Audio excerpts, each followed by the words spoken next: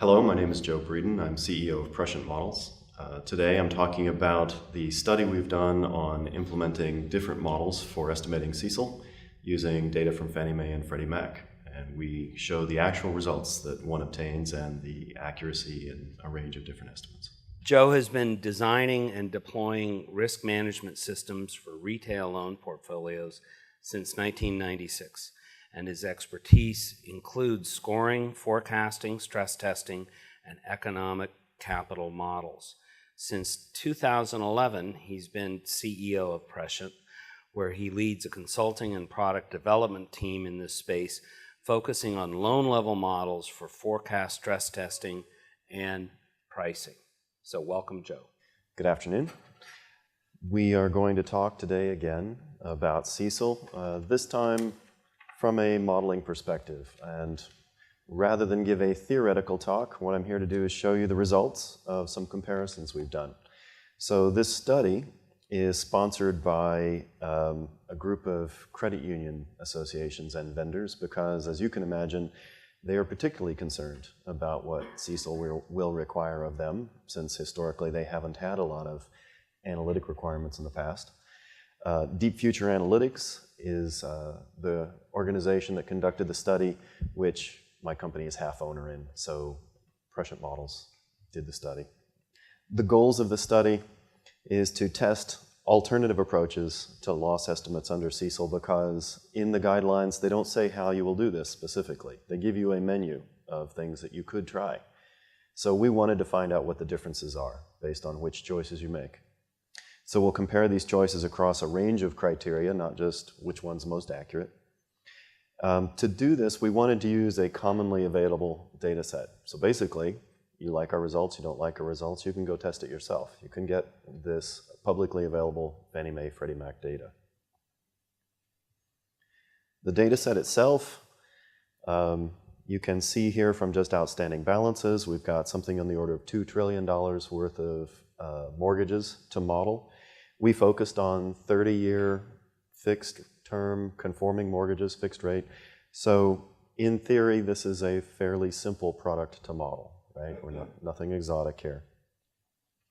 And we have performance data back to 2001, which means when you look at something like a default rate, you actually see the 2001 recession in the data.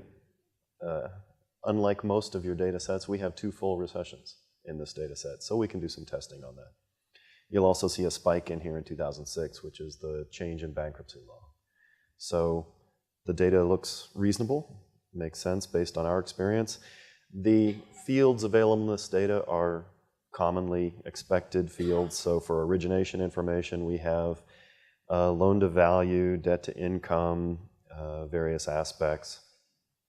Also for performance data, of course, we'll have delinquency and balances and the usual things again. So from that data, we're going to build a range of models. The one model you won't see in here, which was mentioned as a possibility, would be a grade migration. In this case, you might have FICO score migrations. This data set doesn't have refresh FICO. So that's the only one we're not testing among the ones that are listed. Under CECL, the things that we have to pay attention to, which we weren't doing before, at least not for CECL, at least not for ALLL, full lifetime of the asset. So not just 12 months or 24 months, but what is that full lifetime until zero balance or end of term? We're supposed to look at credit risk attributes. We need explicit economic sensitivities because for the foreseeable period, we need to consider that. We need a transition from current environment to long-run environment, and no specific approach is mandated. So for lifetime losses, the main thing to keep in mind is that this means from any age of an account through the end of its life, what is the aggregate risk that remains? Now in the guidelines, they say that you can actually use a full lifetime risk, not just the remaining lifetime risk. It doesn't make a lot of sense. If I got a 30-year mortgage and it's 28 years old, I don't want a 30-year loss reserve. So even though they say you can, I don't know why you would. So all of our models will take this kind of approach from the present forward to the end. For economic sensitivity, I believe many people interpret the guidelines as saying that for a foreseeable future, which might be 24 months, you would use a model that included economic factors. For the unforeseeable period, a lot of folks will probably use a through-the-cycle model, a through-the-cycle average PD, things like that.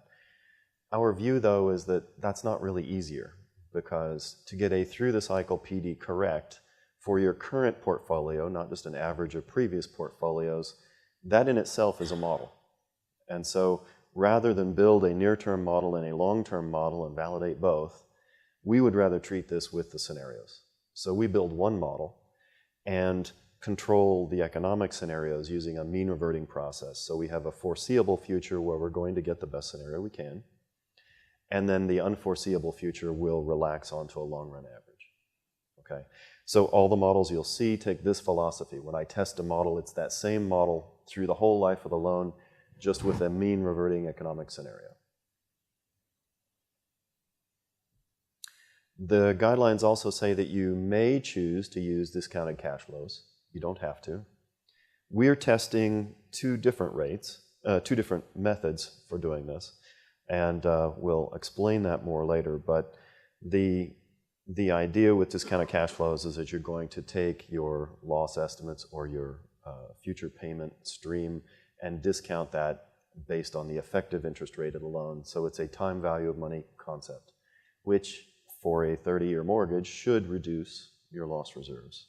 So we'll see how that comes out. So for the models tested, the first one we have on here is a historic average.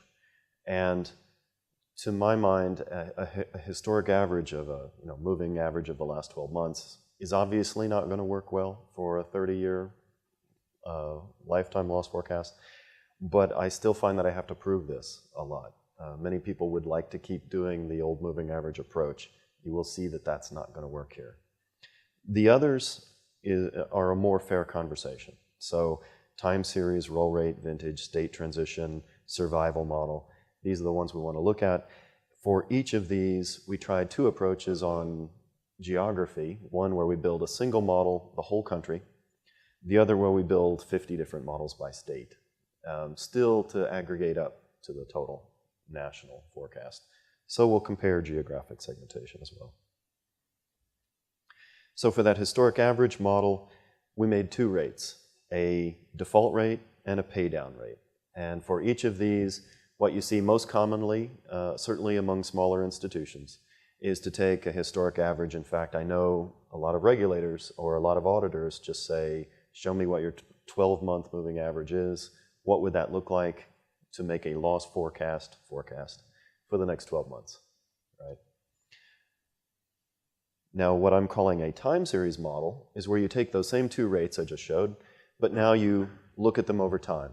You'll see, in fact, as you saw in that earlier graph on default rate, you'll see recessions. And so we want to correlate those time series to economic information, unemployment, house prices, things like that.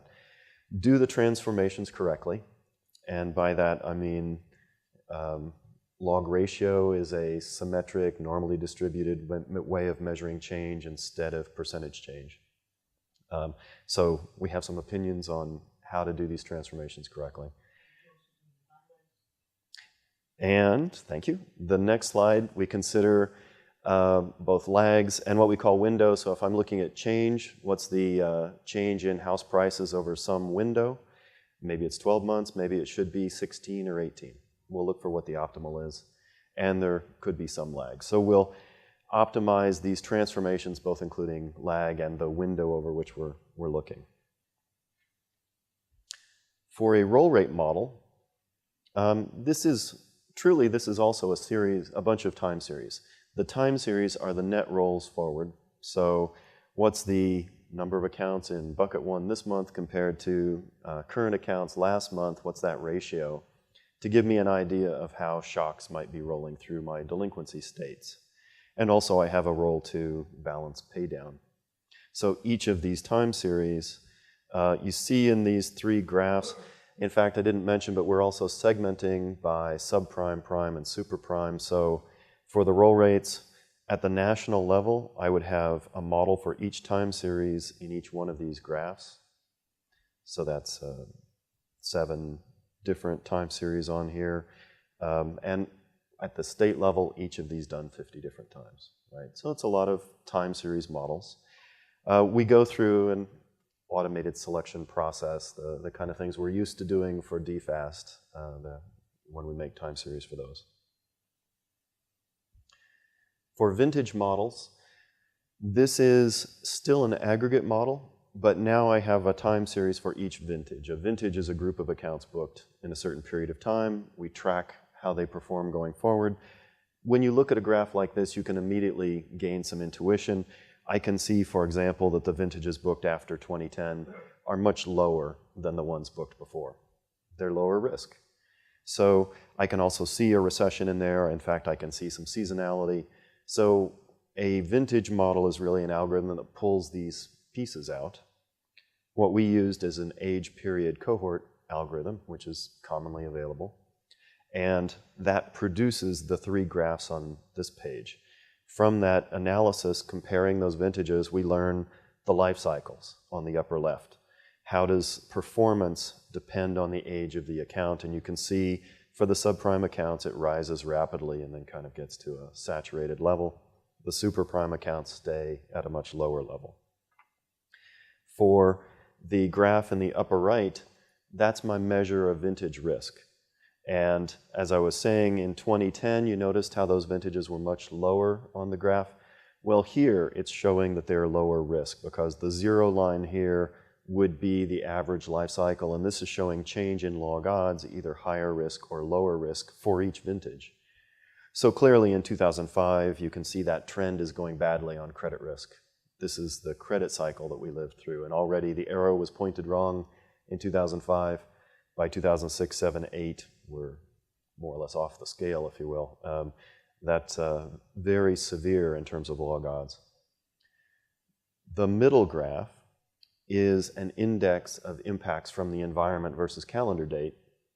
And so this clearly shows both the aftermath of the 2001 recession and much more strongly the 2009 recession and what followed. So on this page, what we get from a vintage model is life cycle, credit quality, and environment. And in fact, we would take these environment functions then and correlate them to economics as well, so that we can still do, again, what we've done is to take that vintage structure and distill it down to another time series problem where we can make correlations to economics. State transition models. Here, this is like a loan level version of a roll rate model. For the roll rates, we were looking at the aggregate transitions through the delinquency buckets. Now we're saying if I have an account that's 1 month delinquent, where could it go? It could go back to current if it makes a payment. It could go forward to bucket 2 if it doesn't make a payment. Or it could be that their last check bounced and it actually goes forward to bucket 3. So all these different transitions are possible. In this data set, you can see the probability overall as an average across the entire data set for all these different transitions. And the ones in green were rich enough that we could just make a model for each of those. Some of the others, we ran out of data. They're pretty rare, things you don't see. This is an average of the entire data set that we were seeing before. Right, so this is just a summary of the data. For the state transition model as a loan level model, we're using all of the available scoring factors and economic inputs, and in fact, age of the account, different transformations on that, so that all those things go into predicting for the individual accounts what can happen here. So really, every one of these transitions becomes a panel model, where you have repeated observations, all these different attributes, and you're looking at the probabilities, estimating these probabilities.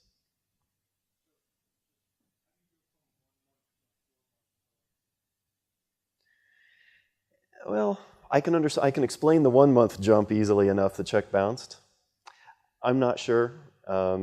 Interesting things happen in accounting. I always learn things when I talk to accountants that I didn't want to know. But the last model we have here is a survival model. Since our data is monthly, it's actually a discrete time survival model, which is really just another name for a panel model. where we have life cycle and environment as inputs to this. So F and H on here are the life cycle and the environment that I learned from the vintage model. It will be the same. And then I have a bunch of scoring factors, and in fact I include some dummy variables to capture adverse selection in the vintages. These are my vintage variables. So this process is being used here to do PD, EAD, LGD, attrition rate type modeling. Okay, so it's a loan level model, just like the state transition model was, but instead of looking at transitions between delinquency states, it's a PD model. So this is basically the loan level version of the vintage model I showed a minute ago. So those are my models, and this is a good time for a question, yes? What is the time period that you considered for each of the loans? I mean, say for example, for CECL, we typically have a certain quarter. For this, did you consider For this, we consider the full possible horizon of the loan. So a newly booked loan could, in theory, live 30 years. And in fact, on the survival model, I failed to mention that, in fact, you can have different coefficients based on the horizon. For the first 6 months, it's extremely dynamic because delinquency, it's a very nonlinear process. I think there's a graph in the full paper on this presentation that I can show you. By the time you get 12 months out, those coefficients stabilize. So at that point, we just carry those for the remaining life of the loan. Any other model questions before I show you what happens? Yes?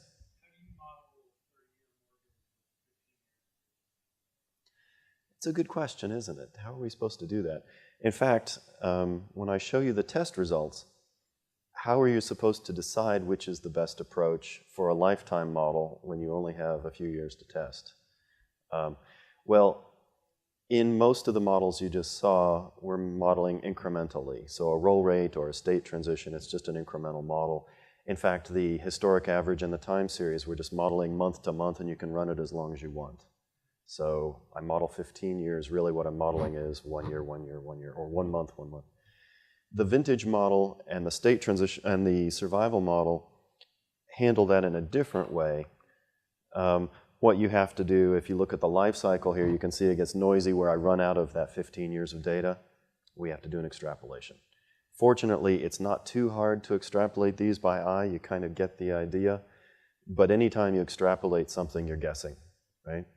So how did we do it? We guessed.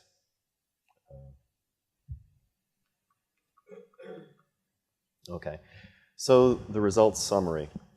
What happens? This is an eye chart. We'll see if you have good vision. Showing you in-sample test results. This is the aggregate error over a 3-year period. We had enough data that we could make some 3-year tests. Okay? The historic average, I said, is not really a model, and it's easy enough to see why. If you're sitting, we chose these time periods intentionally. If you start making a forecast in January 2007, you're right before the onset of the recession. Well, if your historic average is looking at the 12 months before that, predicting 3 years into that, of course it's going to be wrong. In fact, it's 70% low, predicting into the recession. Once you're in the recession, it's going to be too high. This is really the reason we got CECL, right? Because the loss reserves are always out of sync with the economic cycle. They're too low going into a crisis, too high coming out of a crisis. They wanted this to be forward-looking. That's the basic idea. Well, the time series and the roll rate models are the first forward-looking ones here, because what we did was we measured these historic correlations and then used actual economic conditions. So this is the best these models could perform. The performances here, average error over a 3-year horizon is kind of the 15 to 20% range. It's not great, but it's not unexpected, because these two models don't know anything about credit quality. You're booking risky loans going into the last recession, but they're just using an overall economic correlation. So they're not distinguishing between the credit cycle and the economic cycle. The last aggregate model on the page here is the vintage model. And as we showed in the graphs, the vintage model is the first one that does measure the credit cycle, the economic cycle, and the life cycle. So it has these 3 different dimensions. It performs quite well across here, a little too well. I will admit that these are in-sample tests, and so it knows the vintage quality better than it would in real time, because in real time it takes some time to know. So the most recent 6 to 9 months of vintages, it has an accurate measure for here, but you wouldn't really be that accurate in real life. So I think in reality the vintage model would be about as accurate as the next two on here, which are the state transition and the discrete time survival models. These are the loan level models. What these don't do is give you more accuracy than the vintage model. Loan level modeling, as we go through this test, is not more accurate. So why do you do it? Because it's more actionable. I made vintage models for years, and if you show somebody a forecast and say, things are going to go badly, they say, what do I do? You don't want to say, I don't know which accounts, just a bunch of them. So that's why you build loan level models, so that when you see things are going to go badly, you go into the model and say, which ones? Where is my problem? Right? That's useful. But if all you need is a CECL answer, do you care? That's the difference. So many institutions will say, I just need the number for finance, and they're probably going to pick something like an aggregate model. But if you want a return on that investment beyond just making the finance guy happy, if you want some business decision making, then go with a loan level model. Why not? The other thing you'll see across here, and I didn't have a slide that singled it out, so I'm going to run backwards quickly. By geography, each line that says by geography, that's by 50 states. Now I'm still comparing the total. So I've got the model that's the national model, and all of these are split subprime, prime, superprime. But I've got the national model, and I've got the state level model. Now we often hear, you should make state level models. So why should you do that? Well, not for accuracy. If you need to know the total for your portfolio, slicing it up by geography is not actually making it more accurate. But again, it gives you business intelligence, because it's back to, I tell you things are going wrong and you say, where? Which states? If you have it segmented by state, then you can actually look and see which states are the problem children. And we know who they were in the last recession. So again, it's business intelligence, not forecast accuracy.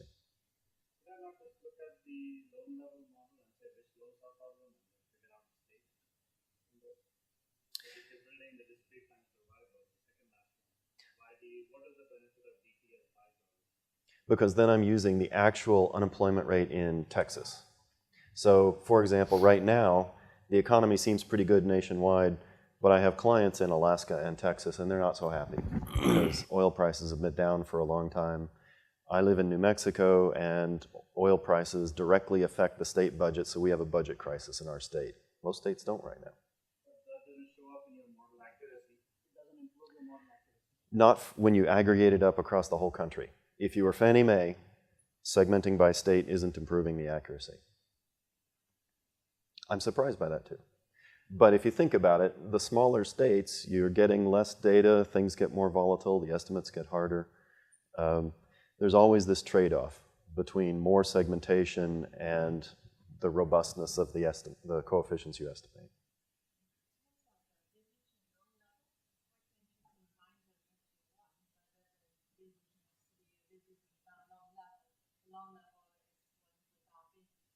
Well, actually, the discrete time survival model does include the vintage effects.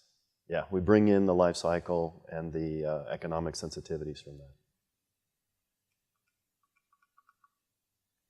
And then the error scaling is interesting.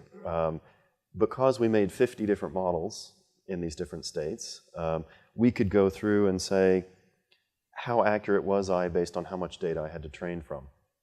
And what you'll see on here is the scaling where the x-axis is, it's a log scale because we have quite a range of size of states. But it's number of defaults that I modeled against versus the absolute error in the model. Again, on a log scale, so that 10 to the 0 is 100% error. You can see for very small states, some of these models are approaching random. What I find most interesting from this graph is that black flat line, which is the time series model. The time series model was the simplest one, just default rate, pay down rate. And even for the smallest states, the accuracy is not getting any better, but it's not getting any worse. It's just flat, no matter what size state.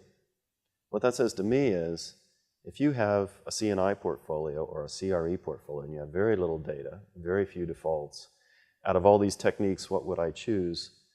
it's not a bad thing to try this time series model. Start simple. I see some grimaces.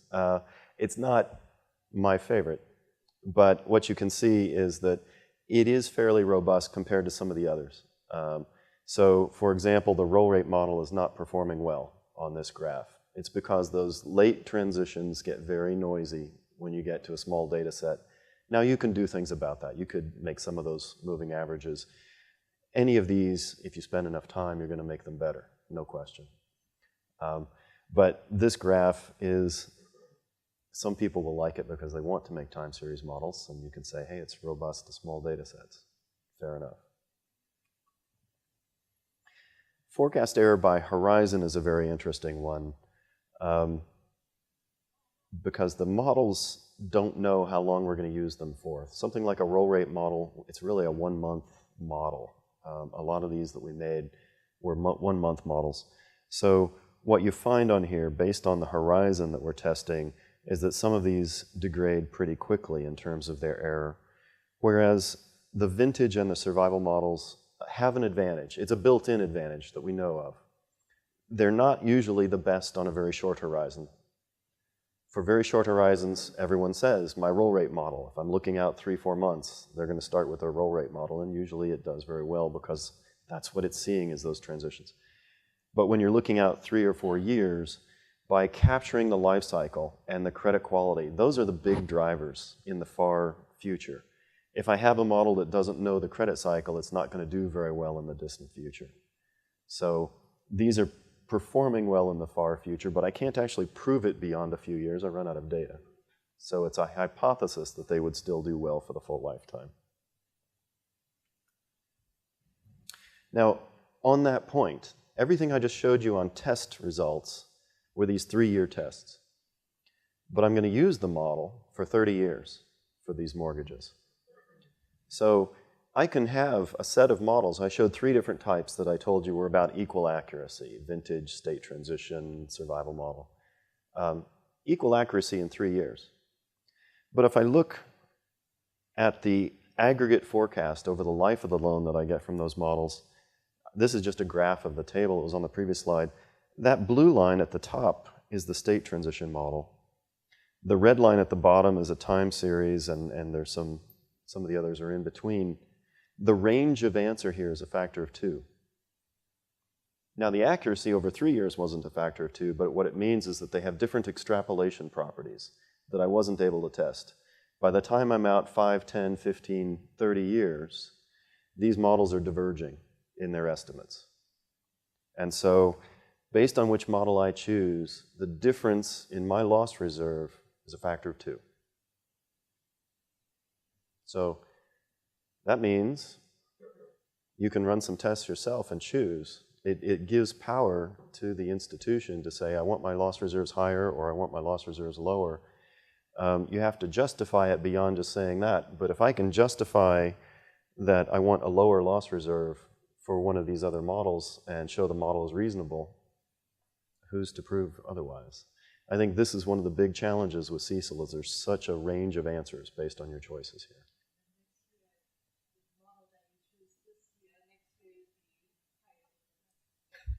Well, it is interesting. We did these different tests, and it was systematic across the different test points. So it wasn't random. It could have been. The other thing we see is volatility through the cycle. I think this is fairly obvious, that the more accurate the model is at capturing the economic cycle, the more volatile it is. I know there are CFOs who would say, I don't want volatility in my loss reserves. Give me the model that's least volatile. Well, that's probably the least accurate model. Or not the, well, the least accurate is the historic average, but it's, if it doesn't capture the economic cycle so much, it's going to be less volatile. Complexity, of course, matters. And roughly speaking, the more coefficients you have, the more complex it is. I can tell you, the discrete time survival model doesn't have as many coefficients as the state transition model, but it's still a lot of work. So complexity is roughly going up as you go down the page here. Computation time also is quite different. And this also matters. The first 3 on the page, time series, roll rate, and vintage, are all more or less instantaneous. The next two take some time to compute. And then discounted cash flows. What we see here is that discounting was an option, right? We're showing two ways of doing discounting. I can either take the loss forecast that I'm making monthly, use the effective interest rates, and discount the losses to aggregate them up. Or I can do what's more common in finance, which is to take my loss and attrition forecast, use that to predict my payment streams of principal and interest, discount those and aggregate them up, and compare them to the outstanding balance to get to a loss number. It's a lot more work. You get more or less the same answer, right? And in both cases, it's about 20 to 30% reduction, and it's a choice.